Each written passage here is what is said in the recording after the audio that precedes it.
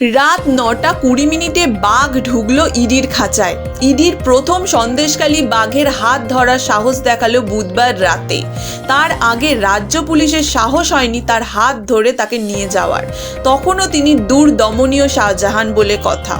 কিন্তু এবার সেই বাঘ ধীরে ধীরে মার্জারে পরিণত হচ্ছে। কিছুতেই শেখ শাহজাহানকে ইডির হাতে তুলে দিতে রাজি নয় রাজ্য পুলিশ। তার জন্য তারা আদালতে অবমাননার দায়ে অভিযুক্ত।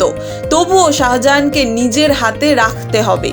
বিরোধীদের অভিযোগ, ভয় একটাই, যদি ইডির জেরায় ভেঙে পড়ে শাহজাহান আর মুখ খুলে ফেলে তাহলেই বহু মন্ত্রী নেতা বিপদে পড়তে পারে। তবুও আদালতের তীব্র চাপে শেষ পর্যন্ত রাত 9:20 শাহজাহান ঢুকলো নিজাম প্যালেসে। কেন্দ্রীয় বাহিনীতে ঘিরে ফেলা হয়েছে নিজাম প্যালেস চত্বর। কলকাতা পুলিশ একের পর এক গার্ড এনে শাহজাহানের প্রবেশ পথ ঘিরে দিচ্ছে। সিআরপিএফ রয়েছে পর্যাপ্ত। জোকায় স্বাস্থ্য পরীক্ষার পর আনা হলো শাহজাহানকে ইএসআই হাসপাতাল থেকে বের করার সময় উঠল ডাকাত চোর স্লোগান। জানুয়ারির 5 তারিখে যে ঘটনার সূত্রপাত, ঠিক 2 মাস পার করে 6ই মার্চ কেন্দ্রীয় এজেন্সি হাতে পেল শাহজাহানকে।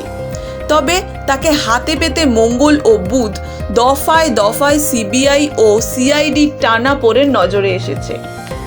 হাইকোর্টে পরপর 2 বার হস্তান্তরের নির্দেশ দেওয়ার পর রাত 9:22 শাহজাহানকে নিয়ে হাজির নিজাম প্যালেসের সিবিআই। নিরাপত্তার ঘেরা টোপে প্রায় 1 প্যাল্টনের মতো। তো সিআরপিএফ বাহিনীর উপস্থিতিতে শেখ শাহজাহানকে নিয়ে আসা হয়। ব্যুরো রিপোর্ট, দি বাংলা নিউজ।